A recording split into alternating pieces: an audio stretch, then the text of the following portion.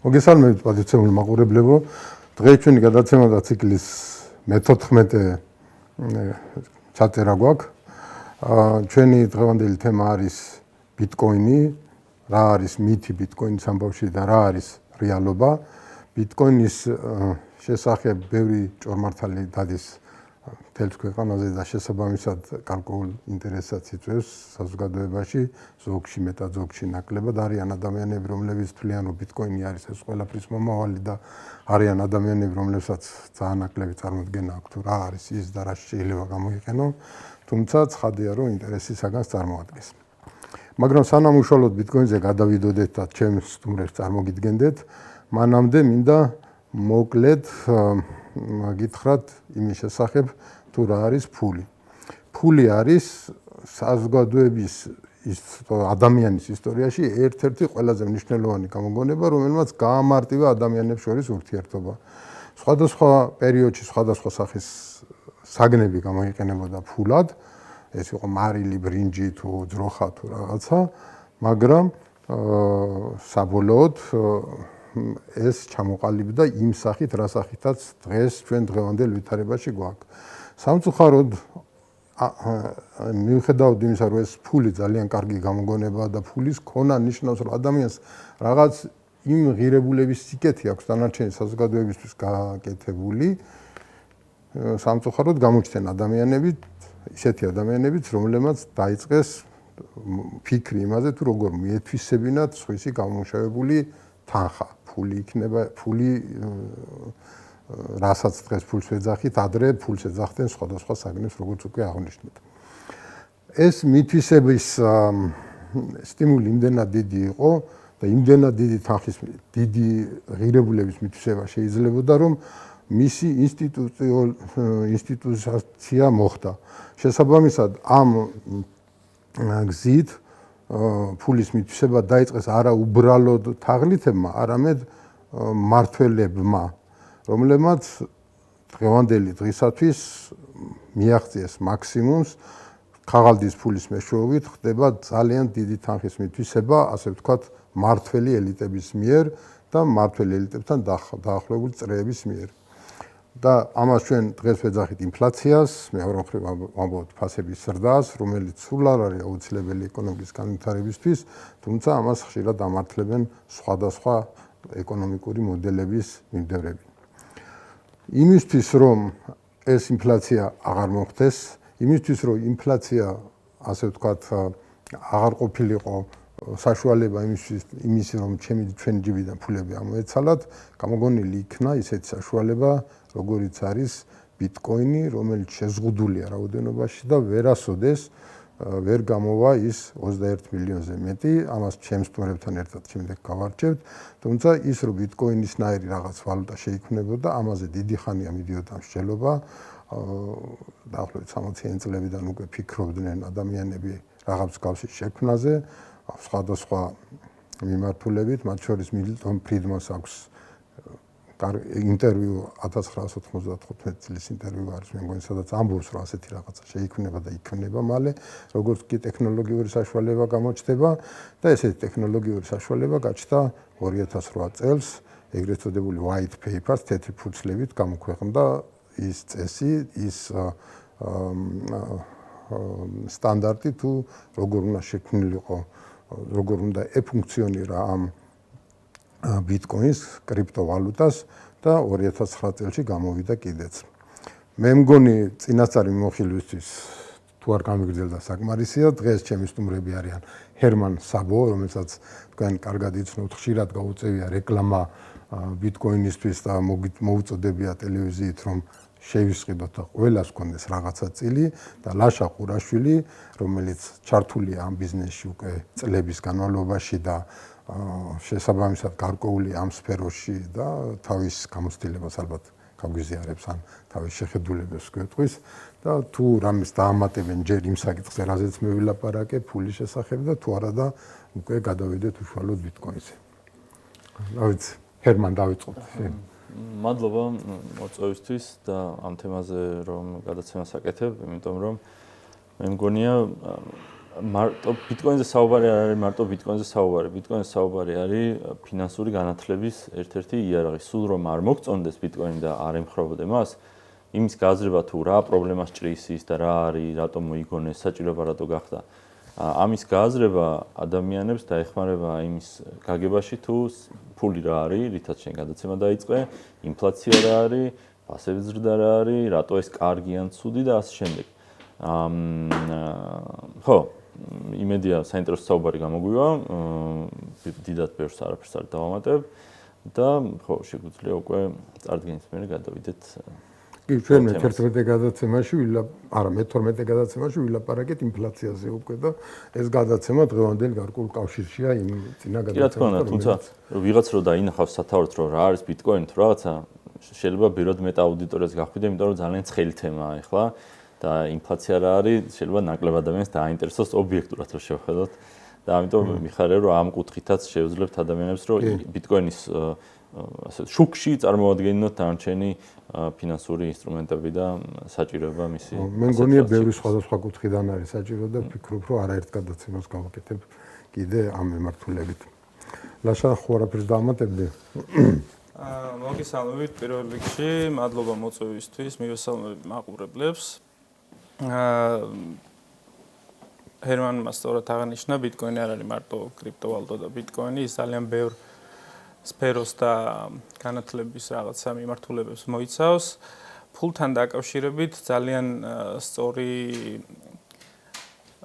რაღაც ახსენეთ, რომ პერიოდულად ადამიანებმა მოინდომეს სხვა ადამიანების აი ამ ფულადი ნივთების დასაკუთრება და ძალიან სწორად ეხმიანება რეალურად ბიტკოინის არქიტექტურა აი ამ მომენტს, როდესაც ადამიანების სიხარბეს, ადამიანების დასაკუთრების სურვილს მთლიანად გამორიცხავს რაღაც ასპექტებში და ძალიან სწორი იქნება და ამაზე საუბარი და ფულთან დაკავშირებით აი ხშირად არის ხოლმე რომ ფული არის ნდობა, ანუ ვენდობით რაღაცა ინსტიტუციებს, ვენდობით ამ ფულს გაცვლისთვის და ანუ ბიტკოინიც თითქოს შედარებული არის ნდობასთან, მაგრამ ძალიან ესეთი მნიშვნელოვანი ასპექტია მან, რომ ზუსტად რომ ნდობა არის გამორიცხული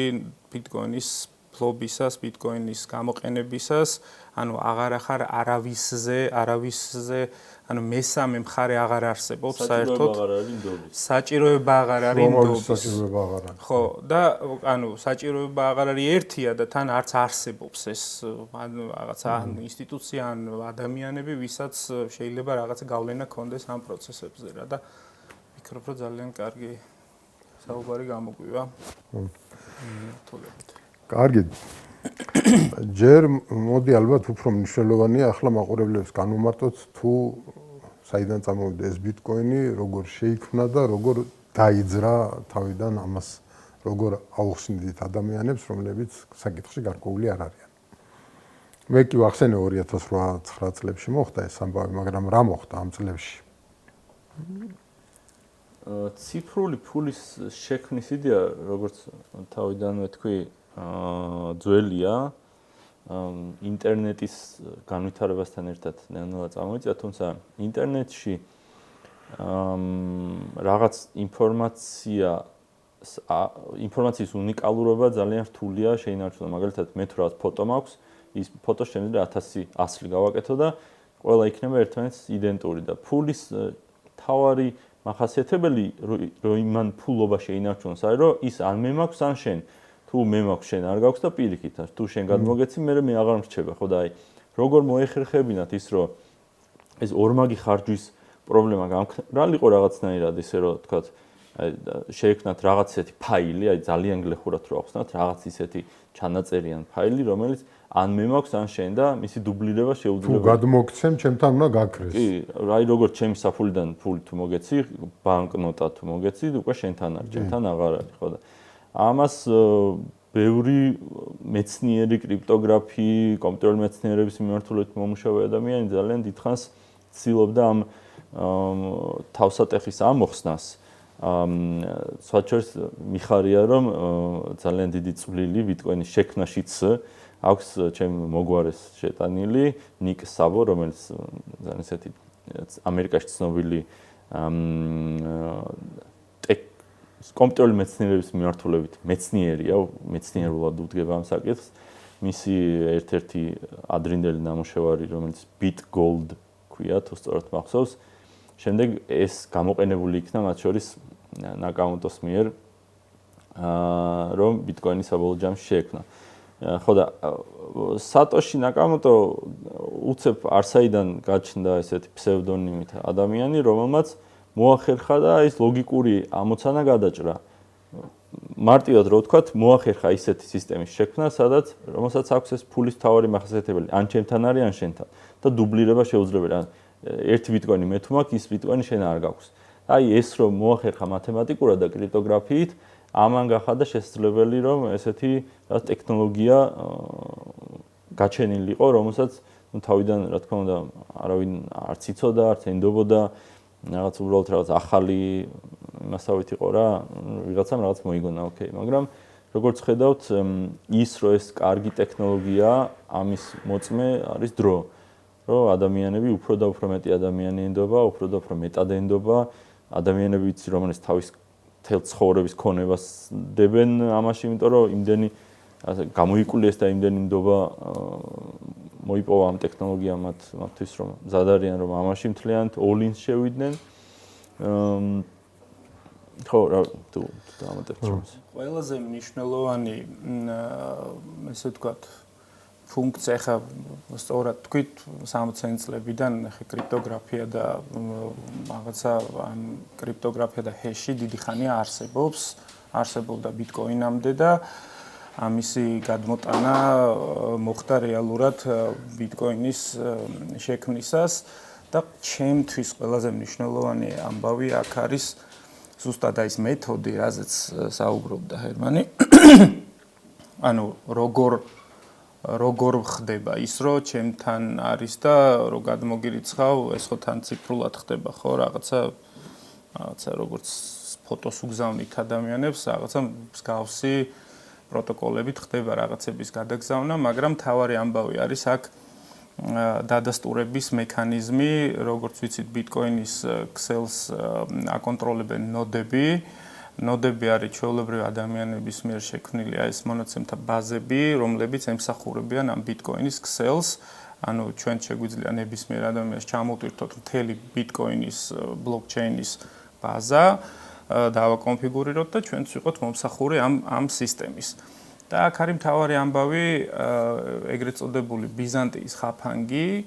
ანუ ბიზანტიის ხაფანგი რა იყო ისტორიულად, ვიცით, ერთ-ერთი ბრძოლის თუ ომის დროს იყო რაღაცა 4 თუ 5 გენერალი, რომლებსაც უნდა შეეტიათ ერთ-ერთი ქალაქისთვის და ანუ რომ გამოერიცხათ, თქვათ, ესე თქვათ, მოღალატე გენერლის ამბავი, ანუ ვერ ენდობოდნენ ყველა ერთმანეთს, ესე თქვათ, და რომ გამორიცხულიყო, ესე თქვათ, რო იტყოდნენ, თქვათ, უტევთ ან ვიხევთ, უნდა ყოფილიყო ყველასთვის ერთი და იგივე ბრძანება და ეს ბრძანება რო შესრულებულიყო და ვიღაცას რამე ცუდად არ გაეკეთებინათ, შეიმუშავეს ესეთი სისტემა, რომ ყველა ადამიანი, ყველა გენერალს უგზავნიდა წერილს.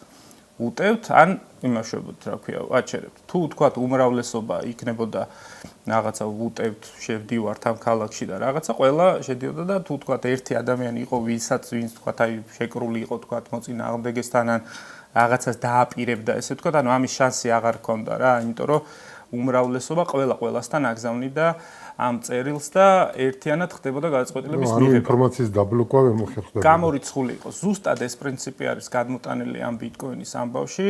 ანუ ეს ნოდები მთელ მსოფლიოში ძალიან ბევრ ადამიანს აქვს, ძალიან ბევრ კომპანიასაც აქვს და ასე შემდეგ და როდესაც გადარიცხვა ხდება ერთი ადამიანიდან მეორესთან, აი ეს ეშირებული გადარიცხვა, ესე ვთქვათ, ხო?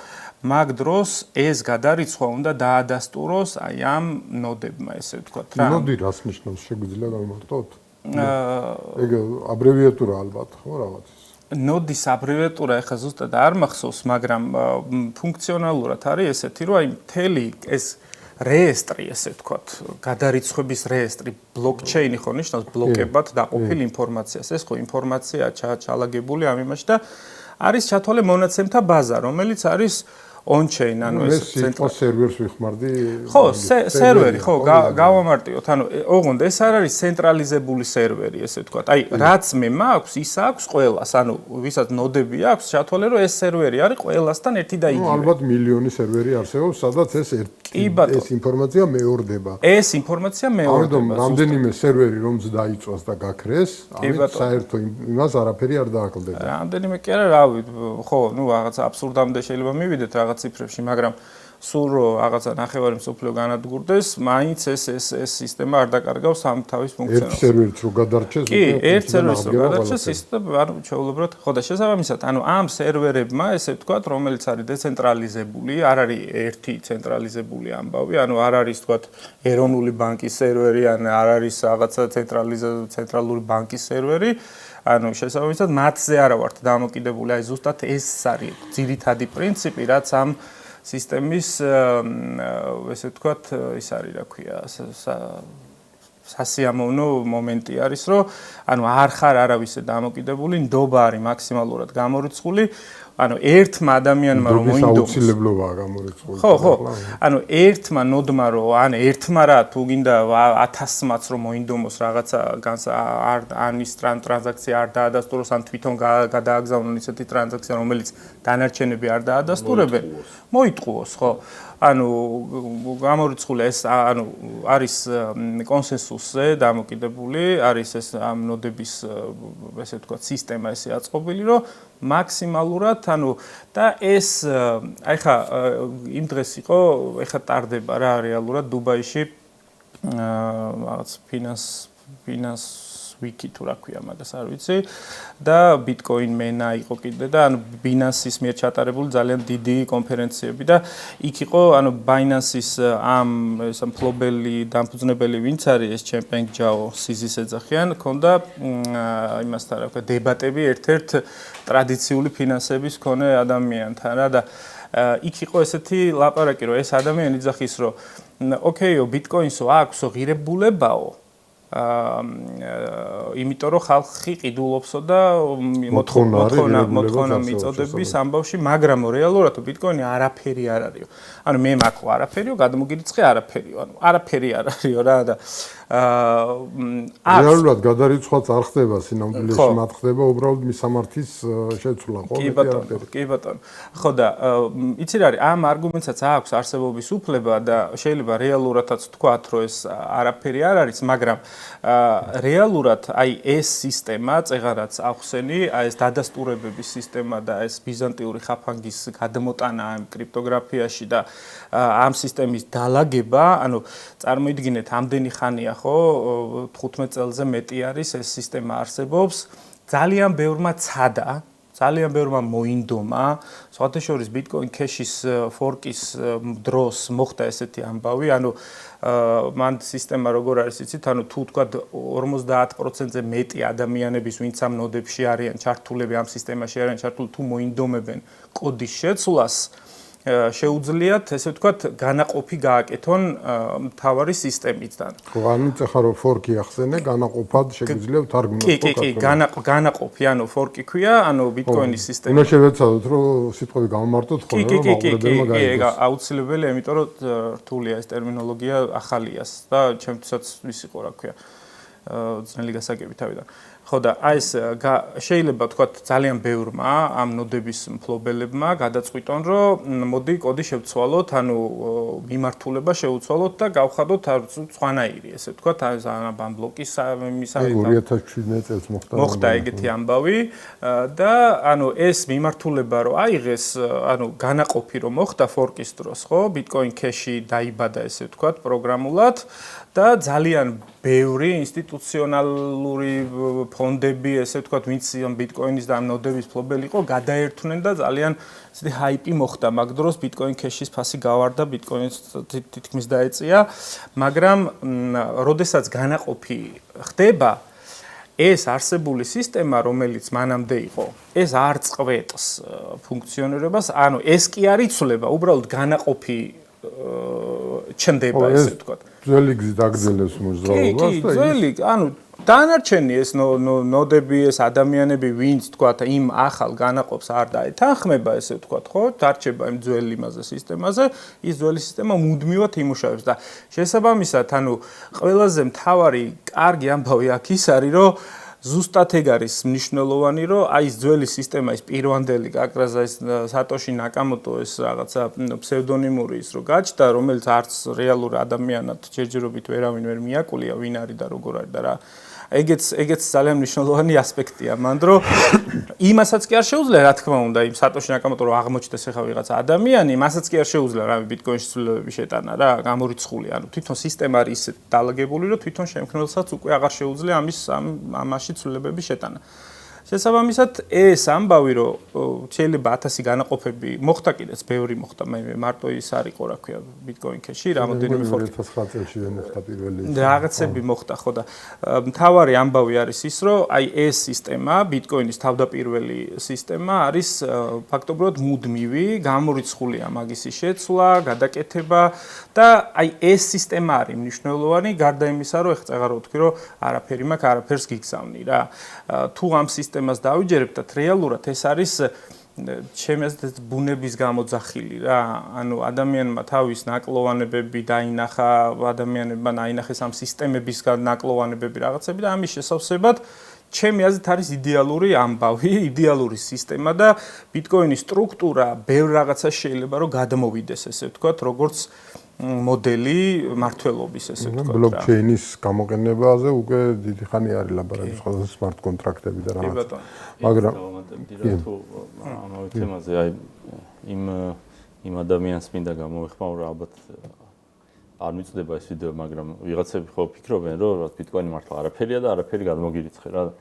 სინამდვილეში ეს ფუნდამენტური შეცდომაა იმისა, რომ ადამიანს არ ესმის ფული როგორც ტექნოლოგია რა არის. ანუ ფულის არანაირი საჭიროება არ იქნებოდა ჩვენ რომ ზუსტად იმდენიმე რამეს ვაწარმოებდეთ, რამდენსაც ჩვენ თვითონვე მოვიხმართ. და არც მარტო იმდენ თევზს ვიჭერ, რამდენსაც საღამომდე ვჭამ და მეორე დღესაც იგივე. მაშინ გამოჩნდა ჩვენ შორის ვაჭრობის საჭიროება არ არის რა. მასმე რაც ადამიანის სხვადასხვა ტექნოლოგიებით ადამიანის პროდუქტიულობა გაიზარდა და ამის დაგროვების საჭიროება გაჩნდა.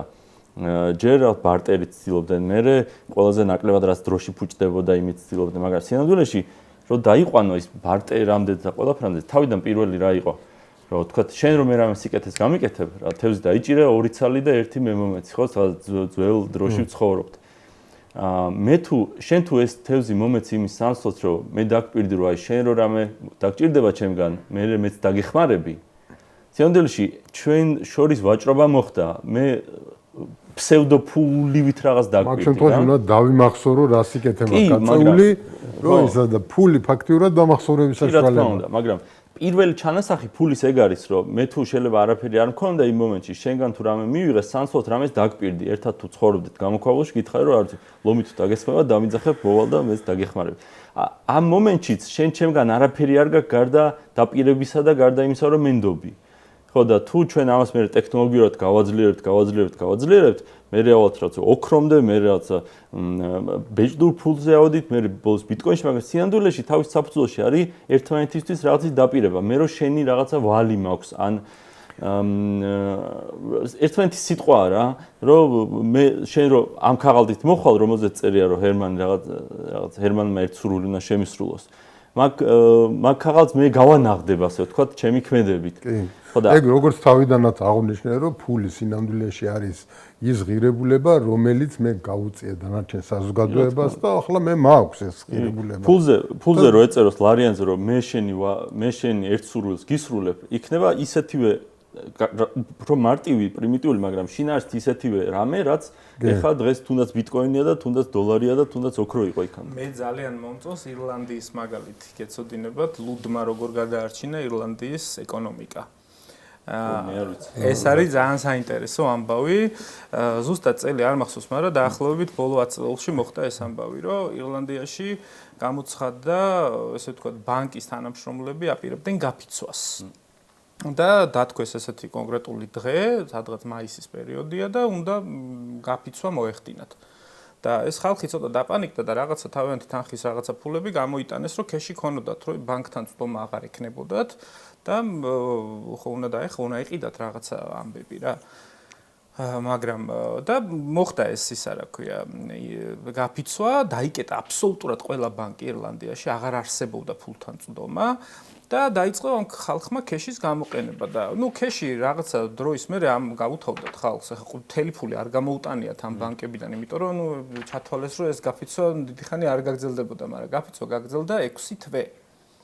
6 თვე რო გაგრძელდა ანუ როგორღაც ხო უნდა ეცხოვრა ამ ხალხს და რეალურად რატო არის დაკავშირებული ლუდთან და ნდობასთან. ეხა ანუ როგორც ცნობილია, ერთ სულ მოსახლეზე ყველაზე მეტი რაოდენობის ფაბი არსებობს ირლანდიაში. აი სადაც მიდიან, ხო, ლუდის ბარი, ფაბებს ეძახიან რა და სადაც ყოველ საღამოს ადამიანები მიდიან და იქ რაღაცა ერთობიან თუ დროს ატარებენ. განსაკუთრებით პარასკევს და შაბათს. შეიძლება ხო და ოღონდ იქ აი ხა ჩვენ ხო ვართ ესე რომ აი სადაც გვინდა იქ წავოთ აი მოდი იქ წავიდეთ მოდი იქ ეგრე არ არის ანუ ყველა ადამიანი თავის ფაფში დადის ანუ გამორიცხულია იმიტომ რომ აი ეს ფილმებში თუ გინახავთ რომ უცხო ადამიანები შემიძლია ყველა რო თვალსაყოლებს ვინ არისო ხო აი ეგეთ სიტუაცია არის ანუ უცხოს ვერ დაინახავი ყველა ერთმანეთს იცნობს ყველა ერთმანეთის ის არის რა ქვია ანუ თავიანთი ფაბია ერთ სიტყვით რა და მოხდა ესეთი ამბავი, ეს ფული რო ამოიწურა, ადამიანები მიდიოდნენ ამ ფაბებში და ხო უნდა დაელიათ ან ლუდიან რაღაც საჭმელი აიღოთ და მან ჩეკების სისტემას ჩვენი ეკონომიკა გადაახდა თუ არ ვწდები, რაღაცა იყო, მაგრამ ვერ დაინერგა ესე ვთქვა და იქ იყო ეს ამბავი, რომ ჩეკებს უწერდნენ რა, ანუ ჩეკებით, რომ აი ბანკის ჩეკს ამოუწერდნენ და აძლევდნენ. რომ აი მე მაქეს ახლა ეს ადამიანი ვერ წავიდოდა და ბანკში ამ ჩეკს ვერ გაანაღდებდა რა. მაგრამ ეს რადგან ეს ბარმენი იცნობდა ამ ყველას აბსოლუტურად რა, ანუ იცოდა რომ ეს ადამიანი არ მოატყუებდა ესე ვთქვათ ამას და იღებდა ამ ჩეკს, ყველასგან იღებდა ჩეკს და ლუდებს აძლევდა, მაგრამ ახლა ამას ხო უნდა ნედლეულიც ხო უნდა იყიდა. ეს მიდიოდა სადაც ნედლეულის საყიდლად იქ რაღაც ქარხანაში ხო ამ მოგროვილ ჩეკებს მიუტანდა იმას და ისიც ესე ამბობდა რადგან ამანში აგროვა ხო და იმიტომ რომ ეს ყველას იცნობს ამან დაავერიხდა რომ მატყუარა არ იყო არც ერთი ხო და ესეც აძლევდა და მთელი ეკონომიკა აეწყო ესე რეალურად და მაისიდან თუ არ ვწდები ნოემბრამდე ირლანდიის ეკონომიკა 5%-ით გაიზარდა და როცა ბანკები ჩაირთვნენ, დაახლოებით 3 თვე მოანდომეს ამ ჩეკების კლირენს, ანუ რაღაცა გასუფთავებას, განაღდებას და 0.7% იყო ფეიკი ჩეკები, ანუ არასწორი ჩეკები, ანუ წარმოიდგინეთ იმ დონეზე იყო ეს კულტურული შეგნება, რომ ანუ არასწორი ჩეკი არ დაწერილა ფაქტობრივად რა, ანუ რაღაცა მილიარდობით ევრო, დოლარი თუ რავი მათი ფული რაღაც ტრიალებდა ამ ხრის განმავლობაში ამ ჩეკებში და ფეიკი ჩეკების იყო ძალიან მინიმალისტური 1%-ზე ნაკლები. აქ ძალიან მნიშვნელოვანია იმის აღნიშვნა, რომ ადამიანი პირველად შეიძლება იყოს რაღაც პრობლემა და ნოუ-ჰაუ, როდესაც ფული გამოიგონა, მაგრამ მე ისე მიეჩვია ადამიანი ფულს, მის გარეშე პრაქტიკულად არსებობა არ შეუძლია. ძალიან მნიშვნელოვანია, რომ გავითვალისწინოთ, რომ მაგალითად ციხეებში ფულის სახით ფულის შეტანა არ შეიძლებოდა ის მე-20 საუკუნის პირველი ნახევრის ამბავია და ფულის ფუნქციის შესრულება დაიწყო სიგარეტმა.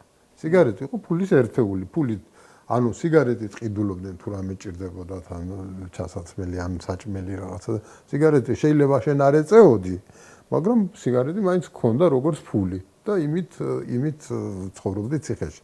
ეს ბუნებრივი ის არის. ნუ სხვა მაგალითების მოყვანაც შეიძლება, მაგალითად საქართველოში ძროხა იყო ფულის ერთეული, ხო ფაში ცხვარი და ჩვეულებრივად იმით ხდებოდა სხვა ღირებულებების შეფასების საშუალებაა ფული და თუ მე შემიძლია ერთი ასეთი მაგალითი მოვყვე, საინტერესო მაგალითია, როდესაც ერთი მეგობარი მივიყვანე მეორე მეგობართან პიანინო მინდა გავყიდო რაღაცაო.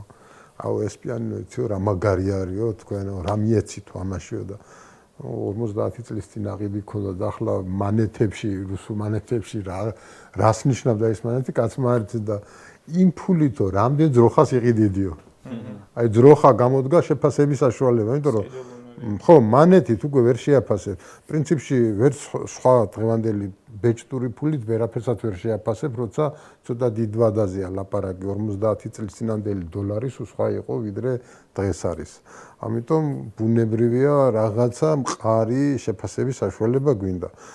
ბიტკოინით ჯერჯერობით ვერ არის ასეთი მყარი, ოღონდ საწინააღმდეგო მიმართულებით არის თუ გავითვალისწინებთ იმას, იმიტომ რომ 15 წლის წინ ბიტკოინი რაღაცა ცენტების დონის იყო და დღეს ახლა $100,000 ცოტა აკლია. ნუ ერთ რაღაც მომენტში გადააჭარბა კიდეც.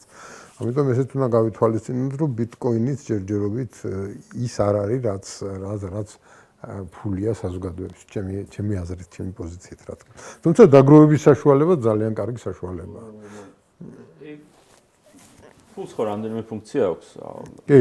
ნახსენები გექნება. სამი ძირითადი ფუნქციაა. დაგროვების საშუალება ბიტკოინი ძალიან კარგია.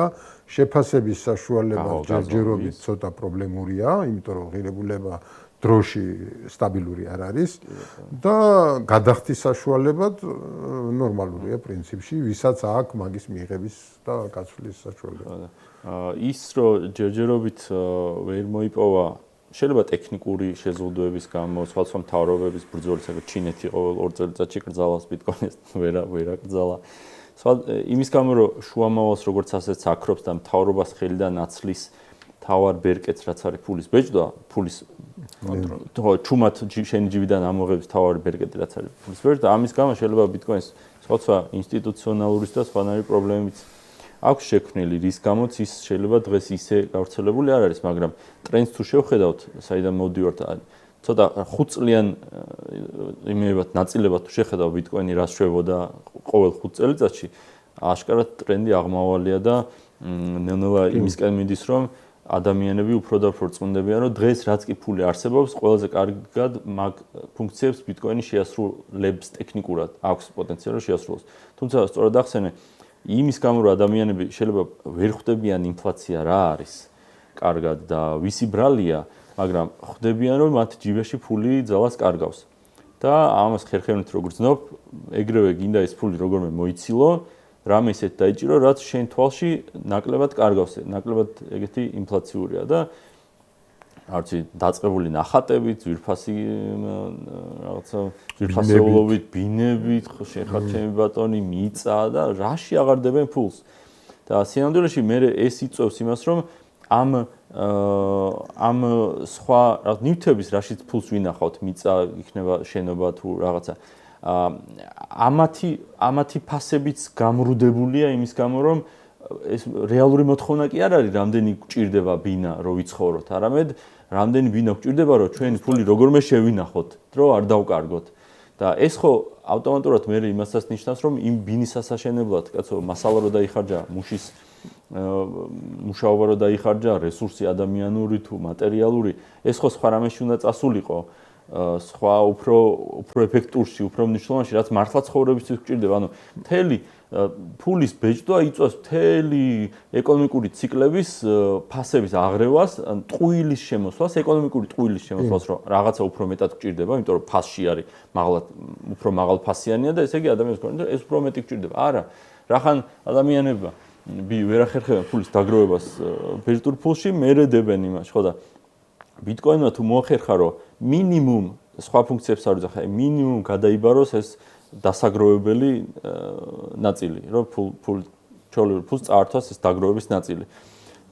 ეს გამოიწვევს მის გაზრდას, არ ვიცი, წარმოდგენაც არ მინდა, ზუსტ რიცხვს არ ვიტყვი, მაგრამ ნუ რაღაც არის. ნუ თეორიული მაქსიმუმი აქვს და მაგნად თქონს ერთს დავამატებ, რომ ეს ეკონომიკური კრიზისები, რომელიც იცის სოფლიომ არაერთი, გამოწვეული არის ეკონომიკური ტყუილებით სინამდვილეში. ის ტყუილები რო არის, ანუ ბაზრის მოტყუების ცდილობები რომ არ ყოფილიყო, კრიზისები იმ დონის და იმ მასშტაბის არ იქნებოდა არც ერთი, რაც იყო, მაგაზე შეიძლება თეორიულადაც ვჟელობა, მაგრამ დღეს ჩვენი თემა არ არის და მე მგონი ჯობია გავაგრძელოთ, დაუბრუნდეთ ბიტკოინს.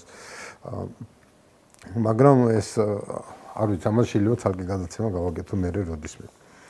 კარგით. რატომ არ არის ბიტკოინი ინფლაციური? ეს ანუ ინფლაცია შეიძლება ადამიანებს აბნევს, მაგრამ შეიძლება არც ისე ძალიან აბნევს, იმიტომ რომ ფასები რო იზრდება, მაგას ყველა ატყობს და ყველა ამბობს, რომ ეს არის ინფლაცია. მაგრამ ბიტკოინი ვერ იქნება ინფლაციური ფული. ამის თავარი განმაპირობებელი რა არის? ანუ რა რითი განსხვავდება ჩვეულებრივი ლარისგან ან დოლარისგან ბიტკოინი, რომ ლარის და დოლარის ინფლაცია შეიძლება მოხდეს და ბიტკოინის ინფლაცია ვერ მოხდება. ეგ მაგაში თვალყოლამდე ვერ დაგეთახმები, იმიტომ რომ დღეს ბიტკოინი ინფლაციურია. დღეს იბეჭდება ახალი ბიტკოინი.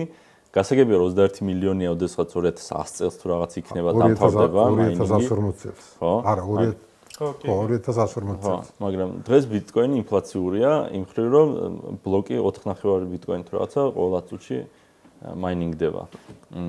მაგრამ რა შედარება იმასთან, რომ ჩვეულებრივ ლარის შენ ახლა ინფლაცია გამოიყენე იმ გაგებით, რაც მისი სტანდარტული განმარტებაა. მაგრამ თუ ჩვენ ინფლაციას გამოვიყენებთ იმ გაგებით, როგორც ადამიანები იყენებენ, ეს რომ ფასები იზრდება, მაშინ დეფლაციურია, რა თქმა უნდა. ხო, მაშინ დეფლაცია. ყველაფერი იაფთება ბიტკოინთან მიმართებაში. კი. აი ზუსტად მაგას გულისხმობდი ამ შემთხვევაში. ასე რომ არ ვიჩხუბოთ, მე მგონი. ბიტკოინით რო ზომავდეთ თქვენ პურის ფულს მაღაზიაში, რაღაც კვირაში ერთხელ შეიძლება შეხვიდეთ და ნახოთ რომ უფრო ნაკლები ღირს პური. რანაირად. იმიტომ რომ მეტ რამეს ვაწარმოებთ როგორც ეკონომიკა, სოფლიო ეკონომიკა და ის სამსყიდველო საშუალება რაც არის ბიტკოინი, სატოშები რამდენიც არის, ის იგივე რჩება. თითქმის იგივე. ასე რომ ხო, რახან მისი დაბეჭდა შეუძლებელია და ეს მისი მთავარი ღირებულებაა, შეიძლება ითქვას. სწორედ მაგიტოც ბიტკოინის ფასი იზრდება და სულ გაიზრდება სანამ არ მიუახლოვდება რეალობას და რეალობაში რას გულისხმობ. დღეს აი წევან რო ვახსენეთ რომ ფულის ბეჭდა იწევს ეკონომიკურ ტყუილსო, რომ ფასები არ არის ის რაც სინამდვილეში უნდა იყოს. ფასი ხო არის ჩვენი სურვილების დაწურული მაჩვენებელი. აი რაღაცა პურის ფასი გვიჩვენებს რამდენი პური როგორ ძალიან გვინდა თელ ქვეყანას. ხო? და აი სანამ ინფლაცია ან სანამ ლარიანის ბეჭდავენ, პურის ფასი არ ასახავს რეალურად ჩვენს სურვილებს და ჩვენს მოთხოვნილებებს. ის ფასი არის გაქცეული უკვე შეცვლილია ზედმეტ დაბეჭდილი ფულის გამო და როგორც კი ბიტკოინი მოახერხებს რომ იმდენად ადამიანებმა იმდენად დაიწყონ მის გამოყენება რომ გარიყოს სხვა ფული და ეს ეკონომიკური ტყუილი გამოირიცხება, აი ბიტკოინი თავის წონასწორობის წერტილს გონი მაშინ მიუახლოვდება რამდენიც უნდა ღირდეს. კი, ეგ ძალიან მნიშვნელოვანი მომენტია, მაგ დროს რა მოხდება, ძალიან ძნელი განსასაზღვრია. და მაყურებლებისთვის მინდა ახლა ვისაც 30 წლის წინანდელი ამბავი ახსოვს, ანუ ლარის გამოსვლა ვისაც ახსოვს, მინდა რომ გავახსენო რომ მაშინ, როდესაც ლარი გამოვიდა 95 წელს პური ღირდა 30 თეთრი. დაახლოებით. ახლა ღირს ლარი და 20 იგივე ზომის პური, თუ შეიძლება კიდევ უფრო პატარა. ზონა შეიძლება ნაკლები იყოს. ხო, ზონა შეიძლება. მაკდონალდსის იმასავით ხოია, ბიგ მაკები ვიტროა, სრულა პატარავდა ფასი. ასეთი რამე ბიტკოინის შემთხვევაში წარმოუდგენელია ვერ მოხდება, იქ პირიქით შეიძლება მოხდეს 30 სატოში რაც ღირს დღეს, ხვალ შეიძლება 25 სატოში გახდეს და კიდე ნაკლები პირიქით წარმოდგენს. ხო, არა, სატოში არის ჩვენ არ გაგვიმართოს. ხო, ბიტკოინის ხურდა 100 მილიონი სატოში არის ერთი ბიტკოინი. გარდა იმისა, რომ ვიცით, ხო? ანუ ტრადიციულ ფინანსებშიც ყო, ხო? ეს არის, რა ქვია, მიზნობრივი ინფლაცია. ეგეთი ტერმინი, ხო?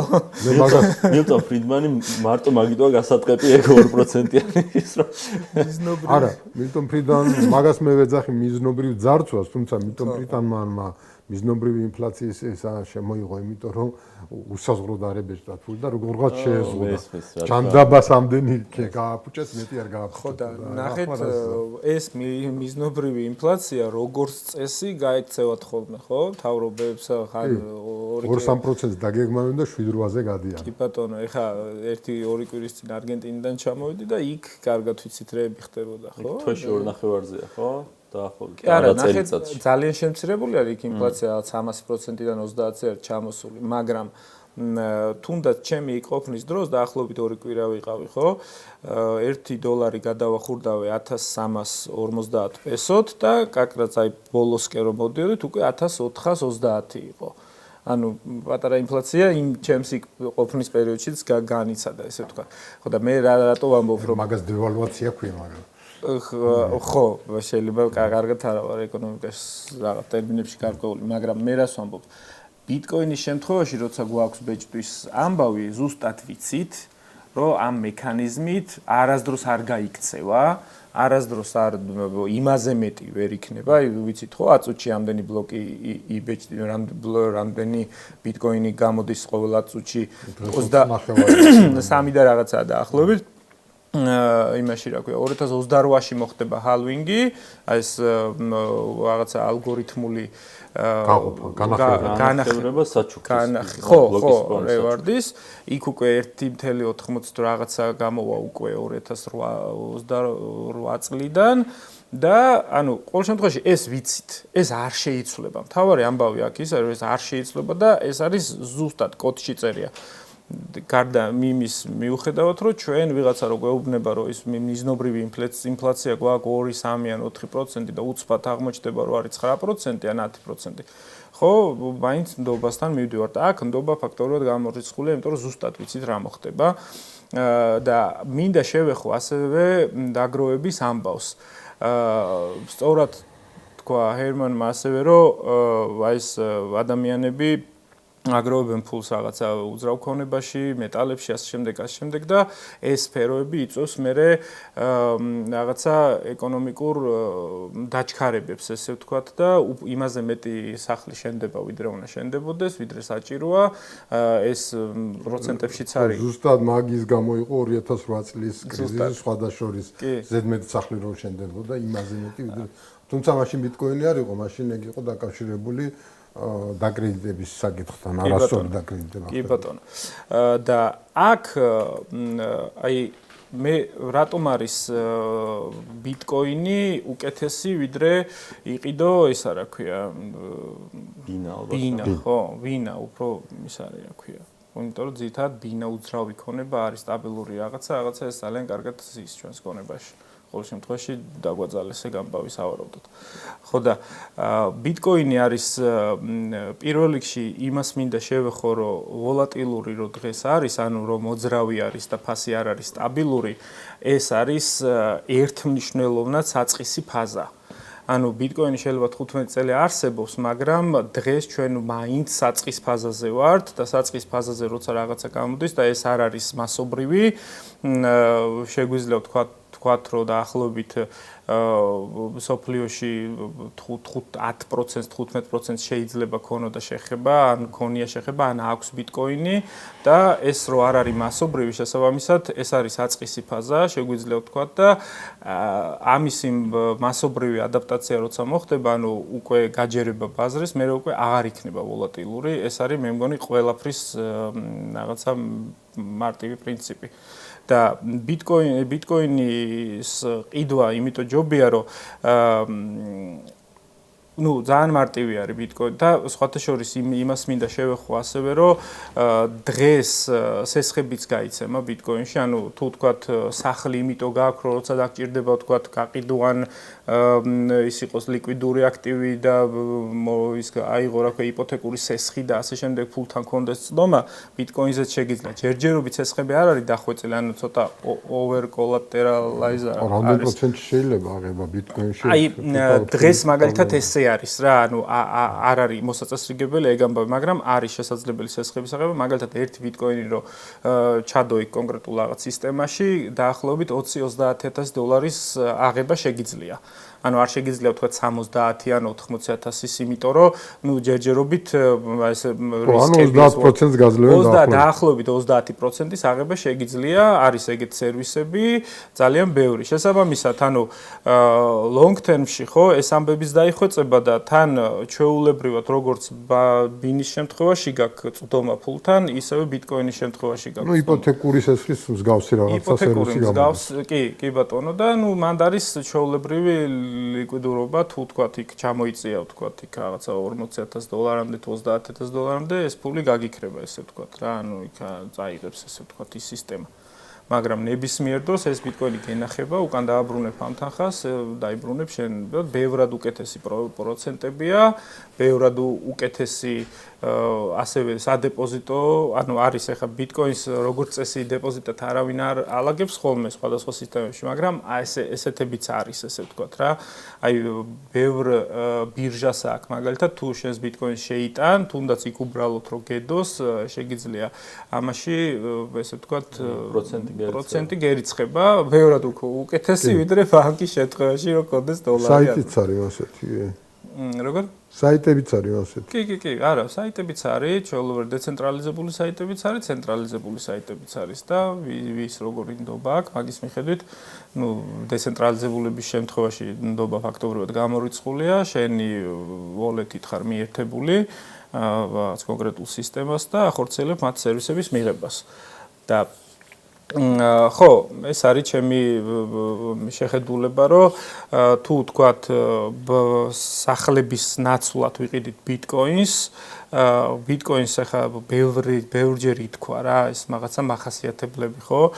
არც შენახვა არ ჭირდება, შენახვა სჭირდება თქვათ რაღაცა ენერგია, დრო, რესურსი, ნდობა, მესამე მხარის მიმართ და ასე შემდეგ, არც გადატანას, არც გადარიცხვას, ანუ ძალიან მარტივი შესანახია, მარტივი გადასარიცხე, მარტივი საქონელია.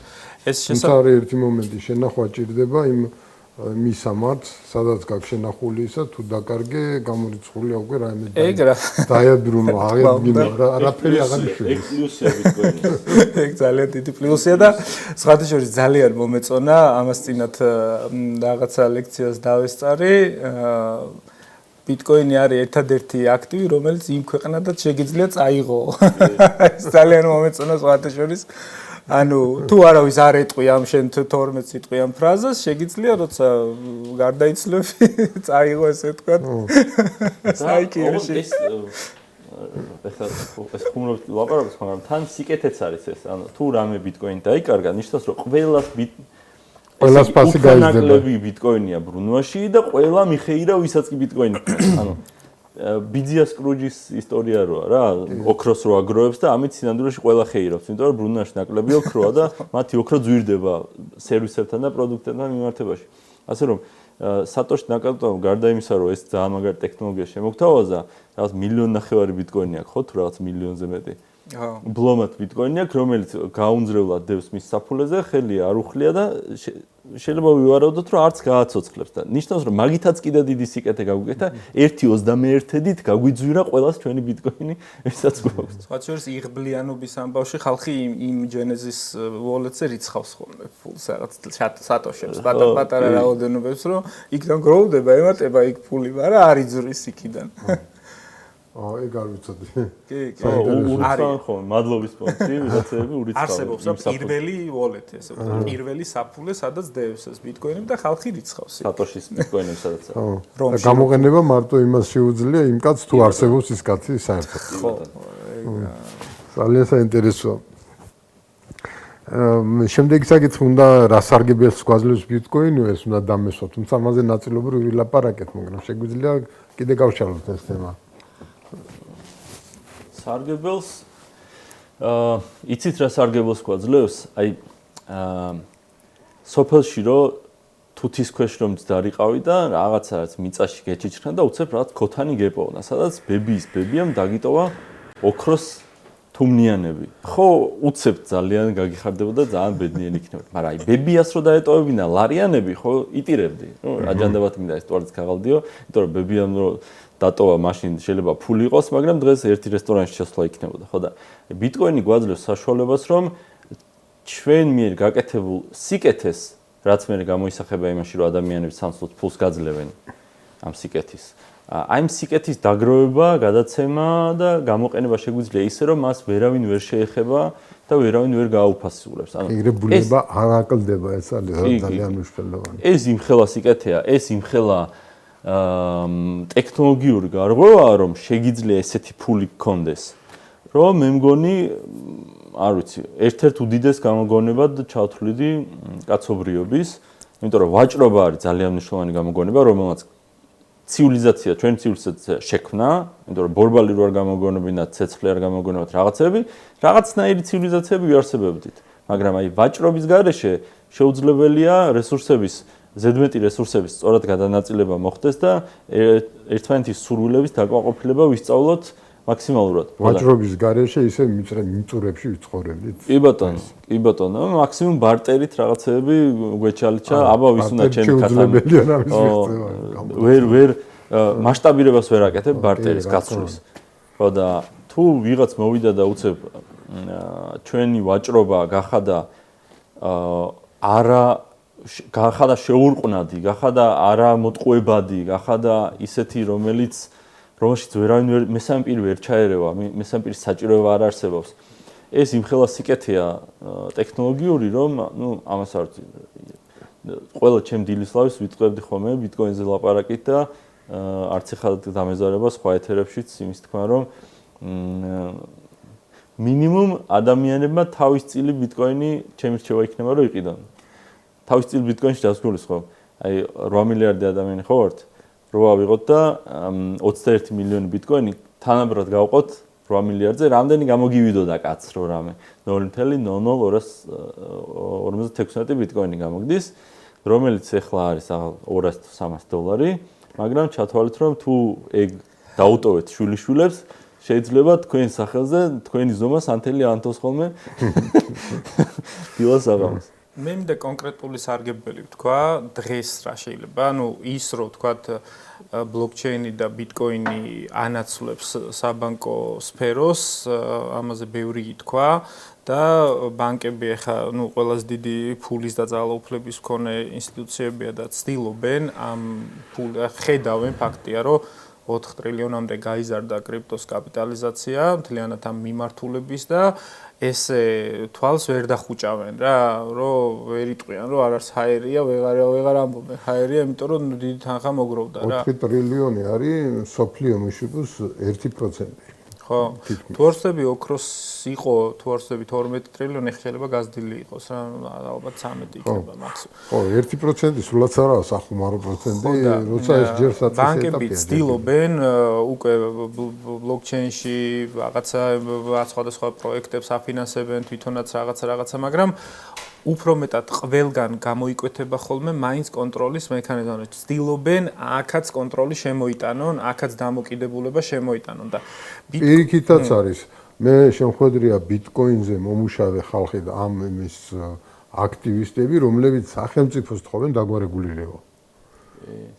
და თან არაფრით არ უნდათ გაგება, რომ სწორედ რო სახელმწიფო არეგულირებს, ეს არის ამის პლუსი და არა ის რომ არა, მე რაღაც მომენტში მანდ ვიყავი და შეიძლება ეხაც ითქვას, უბრალოდ ქვეყნისთვის ეკონომიკური ეფექტის მოხდენისთვის ლიბერალური კანონმდებლობა რო გქონოდა ჩვენ აი 2017 ახლა მე დიდი ხმა არ მქონდა და დიდი ადამიანი არ ვიყავი და 2017-18-ში ახლა უბრალოდ აი ეს სადაც შემეძლო ლაპარაკობდი რომ ჭირდება ქვეყანას რაღაცა ლიბერალური კანონმდებლობა, რომ საერთაშორისო კომპანიებმა, კრიპტო კომპანიებმა, ბირჟებმა რაღაცა იგრძნონ თავი დაცულად, ესე ვთქვათ, რაღაც გადასახადებისგან გაათავისუფლონ. უბრალოდ არარეგულირებადი ბაზარი საშიშია მათთვის მაინც რა. აი რაღაცა ტიპის რეგულაციები რო არის და იქ ესე ვთქვათ, კარგი, კომფორტული გარემოა. მაინც რა რეგულაციაზე ლაპარაკი? აი რეგულაციაზე ხა AML-ის ამბები გასაგებია და ყველა თანხმდება, გინდა კრიპტო იყოს, გინდა არა კრიპტო. ეს არის ფულის გათეთრების რაღაცა რეგულაციები, ყველა ვარიანტში დაცული უნდა იყოს. უნდა იყოს დაცული რაღაცა კრიმინალური რაღაც საქმიანობის ამბები, მაგრამ დალშე ეს იმდენად დიდი და მზარდი სფერო არის, ხო? მოდი გააკეთე რა, ვთქვათ, გაათავისუფლე გადასახადებისგან ასეთი ტიპის კომპანიები არ დაშარჯო, ანუ ფულმა იტრიალოს ესე ვთქვათ ქვეყანაში. მე ამის სურვილი მქონდა და დღესაც მაქვს სურვილი, იმიტომ რომ საქართველოს რამოდენიმე ესე ვთქვათ იმდროინდელ რაღაცა მთავრობასთან დაახლოებულ პირს რო შევხვდი და ეს რო გავაჟღერე, იყო ხოლმე ესეთი დამოკიდებულება, რომ აი მოდი დაველოდოთ ევროპა და ამერიკა რას იზავს და მერე გავაკეთებთ ჩვენც, ანუ მერე მივბაძავთ ჩვენც რაღაცით. და ჩემს ყოველთვის მეორე ვიქნებით მაგ დროს, როდესაც ინიციატივას ვერ ვიღებთ ხელში და რაღაცა რო ჩვენ აი პატარა გარემო შეგვექმნა ამ კრიპტო კომპანიებისთვის, რომლებიც იგრძნობდნენ თავს რაღაც კომფორტულად გადასახადებისგან, შეიძლება სრულად გათავისუფლებული არა, მაგრამ რაღაცა ლიბერალური კანონმდებლობა ყოფილიყო ჩვენთან კომპანიები, რომლებიც არ ვიცი, უცხოური კომპანიებიც იყვნენ, რომლებიც ბიტკოინს აქ გამოიმუშავებდნენ. მაინინგი ცოტა ნაკლები ბირჟებზე საუბრობს. უფრო ბირჟებზე საუბრობ, დიდ კომპანია, იცი რამდენი unicorn არის $1,000,000-იანი კომპანია რა, აღირებულების კი. იმდენი unicorn არის უკვე ამ კრიპტო სამყაროში და დეკაკორნი კიდე 10 მილიარდიანი კომპანიები, რომლებიც მიდიან და რეგისტრირდებიან ზოგი შვეიცარიაში, ზოგი რაღაცა დუბაიში, ზოგი სინგაპურში, ზოგი სადღაცა ეძებენ ისეთ კანონმდებლობას, სადაც არ ექნება წნეხი. და ესეთი საკანონმდებლო ბაზა, ესე ვთქვათ, ჩვენ რო ქონოდა რაღაცა შემუშავებული, ხო, და რო ეთქვა სახელმწიფოს, რომ აი ჩვენთან თავისუფალია რაღაცა. ანუ ჩვენ რეგულაცია კი არა, დერეგულაცია გვინდა, რომ ეს არ იყოს, ასე ვთქვათ, რაღაცა სახელმწიფოს მხრიდან რაღაც მაგალითად დღგ-ი დაბეგრვის ობიექტი. კი ბატონო. აგრო დღგ-ი დაბეგროს საერთოდ დაკარგავს აზრს, ხო, მაგის ის. ხო, ანუ მე იმას ვამბობ, რომ როცა არ არის საერთოდ რეგულირებული, ხო, შეგიძლია შემოხვიდე თქვა ქვეყანაში და იმუშავა, რადგან არ არის რეგულირებული, ყველაფერი დაშვებულია, მაგრამ რას იზავს სახელმწიფო მე ამ არარეგულირებულ გარემოში, რა რეგულაციებს შემოიტა, სხვათა შორის იყო ესეთი ძალიან კონკრეტული მაგალითი. Bybit არის ერთ-ერთი დიდი ბირჟა არის, მას უნდოდა სათაო კომპანიის აშენება აქვს. ანუ HQ-ს აშენება უნდოდა და ფული უკვე მზად იყო, უკვე შეთანხმებული იყო ყველასთან და რაღაცა და არ ვიცი, რაღაცა 1-2 დღის ამბავში, როცა ხელი უნდა მოწერილიყო აქაურ რაღაცა უკვე დაფუძნებულიყო ეს ამბები, WASP-ების პირველი კანონი შემოიღო ეროვნულმა ბანკმა რა, სადაც ეგ რა არის. WASP ნიშნავს ვირტუალური აქტივების სერვისის მომწოდებელ კომპანიას. აი, ხო არის საქართველოშიც არის რა, ანუ კრიპტობირჟები ჩვენთან არის. მაგათ თქვათ ეხა WASP-ები, ანუ ვირტუალური სერვისების პროვაიდერები არიან ეგენი. ანუ ვირტუალურ სერვისებს ვინც გვაწვდიან, ვირტუალურ სერვისებში იგულისხმება ეს კრიპტოაქტივები ყიდვა-გაყიდვა. ჯერჯერობით არის მარტო სპოტი, ანუ სპოტი ნიშნავს, ანუ ფიზიკურად კრიპტოვალუტა იყიდო და გაყიდო. ფიუჩერსები, ოპციონები, ესეთი რაღაცების კანონმდებლობა საერთოდ არ აქვს და ძალიან ბურუსტმოცულია, როდის იქნება საერთოდ მაგ მიმართულებით. აი, თუ გახსოვთ ღარიბაშვილი მოუძღვა იმათ FTX-ის დამფუძნებელს ერთხელ რაღაცელი ამბავი ატეხეს, რომ დერივატივების ჰაბი უნდა გახდესო საქართველოს. ეს ჰაბი ძალიან უყვარდათ ეს ტერმინი და დერივატივები არის, ანუ ეს მხრით ვაჭრობა, ესე ვთქვათ, რა მხარით ვაჭრობა ეს leverage ვაჭრობები, ასე ვთქვათ და ანუ ეს კანონმდებლობა უნდა შექმნილიყო, ანუ მაგრამ FTX-ი მთლიანად ჩამოიშალა, ციხეში დაიჭირა სისკაცი და რაღაცა ამბები მოხდა, საქართველოში არ შემოვიდა ეგ მიმართულება, მაგრამ ის რო ვთქვათ დერივატივები კი არა, საერთოდ სპოტის გარდა არაფერი არ ივაჭრება დღეს საქართველოში, ანუ ოფიციალურად ეს უკვე ეროვნული ბანკი იძლევა მაგის ლიცენზიას, ნებისმიერ ადამიანს კომპანიას შეუძლია აიღოს ეს ლიცენზია და ჩვეულებრივად ყიდვა-გაყიდვა მოახდინოს კრიპტოვალუტების, ესე ვთქვათ რა. და ეს ძალიან შემზღუდველი კანონმდებლობაა რეალურად რა. მარტო სპოტით ვაჭრობა, მარტო კრიპტოვალუტით ვაჭრობა არ არის კრიპტოსამი, ძალიან ბევრი ამბავია, ფული სადაც ტრიალებს, ანუ დიდი ფული სადაც მოძრაობს არის ბევრად, ანუ ეს ვთქვათ ბირჟებს ძალიან შეზღუდული, ახლა წარმოიდგინეთ, საერთაშორისო ბირჟები საქართველოში რომლებიც შემოვიდნენ, არის იგივე Bybit ახლა უკვე შემოვიდა, აქვს შეზღუდული საიტი, ესე ვთქვათ, Bybit Georgia არის ძალიან შეზღუდული, იმითი რა ქვია, ფუნქციონალით, ესე ვთქვათ, Bybit Global-ი არის, ძალიან მრავალფეროვანი, ბევრი სერვისები და ასე შემდეგ, ასე შემდეგ. შესაბამისად, ამ სერვისების განვითარებას ზღუდავს ეს კანონმდებლობა.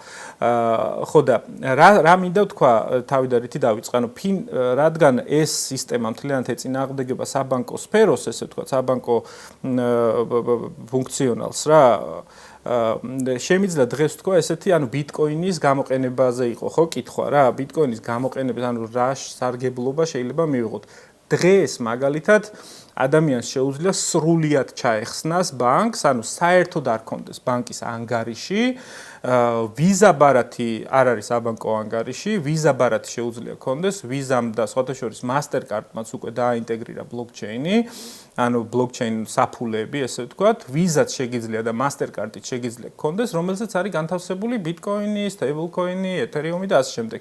ნებისმიერ ორგანიზმაში, რა ქვია, გადასახდელად მიხვალ მაღაზიაში თუ ასე შემდეგ, ჩვეულებრივად ძალიან დაბალი კონვერსია აქვს, ანუ 0.6 ცენტი თუ რაღაცა არის, ანუ კონვერტაციის ხარჯი არის დაბალი. ჩვეულებრივად თუ მოგინდა ლარის ან დოლარის გამოტანა იქ რაღაცა 2-3%-ია როგორც ჩვეულებრივ ბანკომატზე და ასე შემდეგ ფული შეგიძლია, ქეშით შეგიძლია დაიჭირო და შეგიძლია ნებისმიერი ის საერთოდ ფული, ანუ არც დოლარი, არც ლარი არ გქონდეს, თლიანად კრიპტოვალუტები გქონდეს ამ ბარათზე, ვიზაზეც და მასტერკარდზეც და ნებისმიერი რაღაცა განახორციელოს, ეს წვდომა გქონდეს, ესე ვთქვათ, ფინანსურ ოპერაციებში. მათ ძალიან მნიშვნელოვანია კონვერტაციის ხარჯი. ეგ თუ ძალიან დაბალია მართლა, მაშინ ლარში არ უნდა გქონდეს, სწორედ რომ კრიპტოში უნდა გქონდეს. ზუსტად. იმით გადაიხადა ხოლმე. ხო, ვინც ვთქვათ დოლარს ენდობა, stable coin შეუძლია გქონდეს პირობითად, ვინც რაღაცაც არ ენდობა არც ლარს, არც დოლარს. ეთერიუმი, ბიტკოინი და ანუ ჩვეულებრივად ყიდულობ რა, ანუ ეს უკვე აი ხელშესახები სარგებელია ფაქტობრივად რა. დღეს არსებობს თან უკვე ძალიან მომრავლდა და აი იმ დღეს რო დავგუგლე, ესე ვთქვათ, ალბათ ერთი 15-20 კომპანია მაინც მონახე, რომელიც ამ ბარათებს ამზადებს, ესე ვთქვათ. არის ციფრული ბარათები, ჩვეულებრივად Google Pay-ში, Apple Pay-ში აინტეგრირებ და მობილურთან შეგიძლია გადაიხადო, შეგიძლია გამოიწერო კიდეც ფიზიკურად გქონდეს ეს ბარათი. შეიძლება ელექტრონული გქონდეს და არ დაგჭირდეს ფიზიკურად არსებობა, მაგრამ აი ვიზას და იმას ბანკები რო გასცემენ ჩვენი იმაზე შემიძლია დავამატო ეგ ანგარიში? არა. ანუ ცალკე უნდა ვიყიდო იქიდან. ეგ არის ცალკე, ანუ რეალურად ვიზამ და მასტერკარდმა შექმნეს პლატფორმა, ანუ თვითონ კი არ უშვებენ ანუ კრიპტოსაფონებს, ანუ ნებისმიერმა კომპანიამ, ანუ ვთქვათ ადამიანს უნდა რომ ესეთი საფულები გააკეთოს, ვიზას და მასტერკარდის ესე ვთქვათ პროგრამას აინტეგრირებ შენს ლოგიკასთან, შენს გარემოსთან და ჩვეულებრივად ბეჭდავ, ვთქვათ, შეიძლება ვიზუალი გქონდეს ლამაზი ამ ბარათებზე, შეიძლება რაღაცა. ანუ იყენებ მათ პლატფორმას და ხალხს თავაზობ იმას, რა ქვია, ამ ბარათებს ესე ვთქვათ რა. სხვადასხვა სერვისები შეიძლება იყოს, კეშბექები 1000 რაღაცა. ჩვენი ქართული ის რო არის იმანი და კიდე რაღაც საიტები რო არის, ჩვენთანაც შეიძლება მაგის გაკეთება? არა, ჩვენთან ეგ არ შეიძლება. ახლა ჩვენთან ძირითადად არის ეს იმანი, რაღაცა ბიტანიკა, ბიტნეტი, არის ესენი არიან ვასპები. თუ არ ვცდები 20-მდე ლიცენზია არის დღეს გაცემული ეროვნული ბანკის მიერ. ანუ ეს კომპანიები მუშაობენ. ანუ ეროვნული ბანკი მაინც ერევა მაქვს აბა. ეროვნული ბანკი რო ერევა, ზუსტად მაგიტოა ახლა პრობლემები რა. ანუ ისეთნაირად მოახდინა ამის რეგულირება, რომ ანუ აი ძალიან მარტივი გაცვლის, ოკეი, ეგეც საჭირო არის ახლა ჩვეულებრივად გინდა ყიდვა და შედიხარ შენი KYC-ის გაივლი, KYC არის ანუ პასპორტის იდენტიფიკაციის მექანიზმის გაივლი და შეგიძლია იყიდო ესე ვთქვათ ოფიციალურად ბიტკოინიც, ეთერიუმიც, stablecoin-იც, ანუ არის ესეთი გარემოები ესე ვთქვათ რა. მაგრამ დალში შემდეგ უკვე სერვისები აღარ არსებობს რა, რაღაცა ბირჟას რა, ისენიც აქვს ესე ვთქვათ რაღაცები. ეგეთ სერვისები არ არის. და ხო, და ესეთი აი კრიპტოსაფულე, ეს კრიპტოსაფულე თან რეალურად გაძლევს სრულ ანონიმურობას. აი სრული ანონიმურობა. ეხლა ანონიმურობა ზოგს ჭირდება, ზოგს არ ჭირდება, მაგაზე შეიძლება ვიდაოთ, არ ვიდაოთ, მაგრამ თავ სხვათა შორის არგენტინაშიც იყო მთელი ამბავი მაგაზე, ანუ უამრავი პროექტი იქოქება ეს privacy, ესე ვთქვათ, პირადი საზღვრების დაცულობის გარანტირებისთვის და ასე შემდეგ ამ კრიპტოს მიმართ, იმიტომ რომ კრიპტო გაძლევს საშუალებას, რომ იყო ანონიმური. აი ხა წეღა რაც ვახსენე, სრულად შეგიძლია ბანკის ანგარიში არ გქონდეს და გქონდეს ბარათი მსოფლიოს ნებისმიერ წერტილში მიხვალ და გადაიხდი რაღაცას იყიდი. ძალიან საინტერესოა, ვიფიქრებ მაგაზე რომ შევიძინე.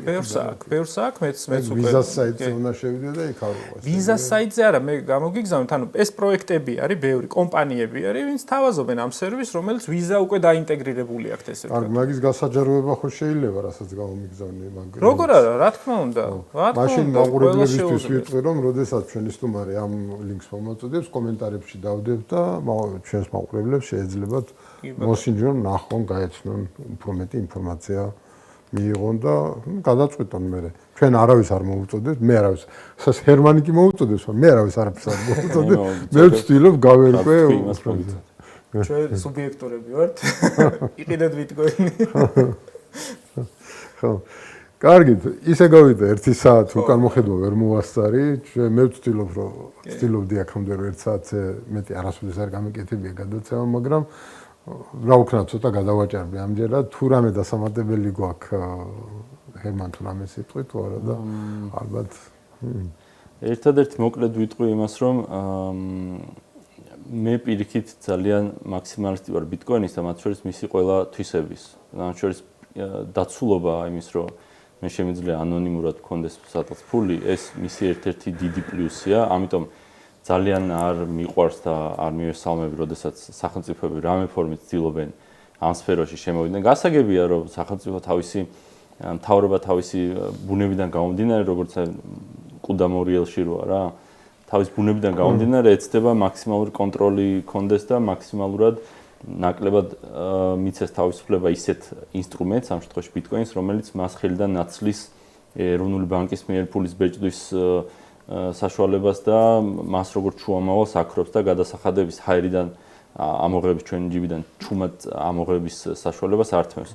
ამიტომ მე პირიქით ძალიან ნეგატიურად უყურებ ნებისმიერ რამეს, რაც მთავრობის მიერ ამ სფეროს დარეგულირებას მიმართულებით იქნება თუ გადადგმული. ლიცენზირება და ასე შემდეგ. მესმის რომ ესე მოხდება, ჩემს სურვილზე არ არის, მაგრამ მე პოზიციის დაფიქსირების მხრივ მინდა მაინც თქვა. და არ მგონია რომ რამე კარგი გამოვა იქიდან რომ მთავრობა ამ მიმართულებით რაღაცა თავის კლანჭებს აჩენს. არც თუ ასარჩევად მექნება რომ აი ბირჟები ვერ შემოდიან იმის გამო რომ წესიერი კანონმდებლობა არ არის მაგრამ ბირჟები არ ქონდეს თუ რაღაც ანონიმური ბიტკოინი ქონდეს ჩუმად მე ყოველთვის მხარს დავუჭერდი ანონიმური ბიტკოინს იმიტომ რომ ბირჟები ისეთ ფინანსური სერვისებია, რომელიც შეიძლება საზღვარგარეთაც რაღაცნაირად მიიღო მართლა. ხო, მე ისე მართლა ეს მაღაზი არ არის აქტივიდე და თლად კარგად ვერ ხვდები, რატო არის საჭირო რომ მაინც საქართველოსთვის გაიქნება. მე როგორც პიროვნებას შემიძლია საქართველოში იქნება თუ ავსტრალიაში ჩაულებრად რაღაც თვალთმასეც თავისუფლებაც არ არის ამ უცხოელ ბირჟებზე, იქაც მოძებნა დაგჭირდა, იმიტომ რომ არის ზოგი რო ქვეყნების მიმართ რაღაც შეზღუდვებს აწესებს, აი რაღაც ბირჟებზე საქართველოს და ამერიკელებს ძალიან დიდხანს პრობლემა ჰქონდათ რაღაც ბირჟებზე ვერ შედიოდნენ. ეხლა ვერ შედიან. ხო და მაგრამ ჩემი ასარჩევი რო იყოს უბრალოდ პოზიციის დონეზე მე რო წვედდე ბიტკოინის მის ანონიმურობის ნაწილს დაუტოვებდი და მივცემდი საშუალებას როგორც ჩემ თავს ისევე სხვა მოქალაქეებს, ჩემ მოძმე მოქალაქეებს რომ მქონდეთ უსაფრთხო ანონიმური დაცული და არა გაფუჭებადი ფული. არა გაფუჭებადი ყველაზე მნიშვნელოვანია. იმიტომ რომ ხო არა მე ეგ მიმართულება იმიტომ ახსენე წერან რომ აი გვახსოვს ხო ის კანაფის თუ პლანის თუ რა ქვია იმის სამედიცინოების დათესვა რა უნდა და საქართველოში რომ ხო საერთოდ მომხრეც ვიყავი რა მაგის უნდა ის ძალიან სამთავრობო არ უნდა ყოფილიყო და ასე შემდეგ რა მე იმას ვამბობ რომ აქ პატარა ქვეყანაში ჭარბი ფული რო გაჩნდეს ანუ რაღაცა ისეთი უნდა გავაკეთოს რასაც ხვები არ აკეთებენ რა და როდესაც ამის პოზიციის და ანუ პოზიციონირება შეგიძლია რაღაცა მიმართულებით ხო უნდა გააკეთო რა მე უფრო ეს ვახსენე რომ დიდი ფული შემოვიდოდა ქვეყანაში და ეკონომიკას წაადგებოდა ესე ვთქვათ რა ხო ის არა ქვია მე მგონი დამღლელი იქნება უფრო მეტი ის არა ქვია მაყურებლებისთვის და ჩემი სტუმრებისთვისაც მინდა ვთქვა რომ ეს თემა მოუწურავია ჩვენ ახლა კიდე ერთ საათით რო გავაგზავნოთ და მეტიც ამას ვერ ამოვწურავთ რამდენიმე ამბავი რაც მომზადებული მქონდა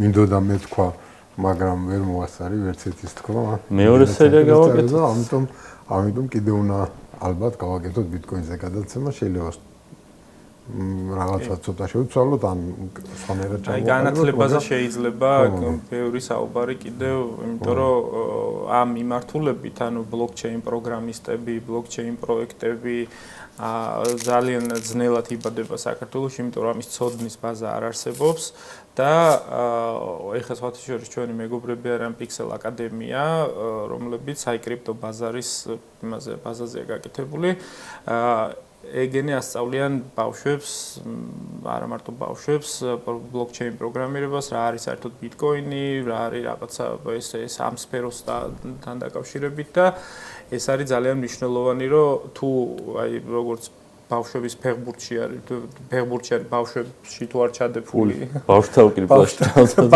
ბავშვთა კრიპტოში უნდა ჩავდოთ ფული, რომ გაიზარდო რეალურად და იდეები წამოვიდეს რა. იდეები არის ძალიან მნიშვნელოვანი და დუერები არ ყავს, ანუ გამკეთებლები არ ყავს ამისი და უნდა გამრავალფეროვნდეს ეს მიმართულებაც რა, განათლების მიმართულება. კარგი, შევთანხმდით რომ მე მგონი მართლა კიდე უნდა გავაკეთოთ ერთ გადაცემა. ერთი კი არა, არაერთი ალბათ. ამჯერად მე მგონი რაღაც მომასწრეთ ამ საათში ითქვა ყველაფერი. მადლობა სტუმრობისათვის. იმედია მაყურებლებისთვის საინტერესო იყო. თუ რამე დამატებითი კითხვები გექნებათ ან რამე უფრო დეტალურად გასაანალიზებელია და თქვენ მოგწერთ, შევეცდები შემდეგი გადაცემისთვის გავითვალისწინოთ და ის კითხვები დავასვა სტუმრებს, ლაშაც იმედია უარს არ მეტყვის და ჰერმანით სტუმრობაზე, ასე რომ ახლა დაგემშვიდობებით მომავალ შეხვედრამდე.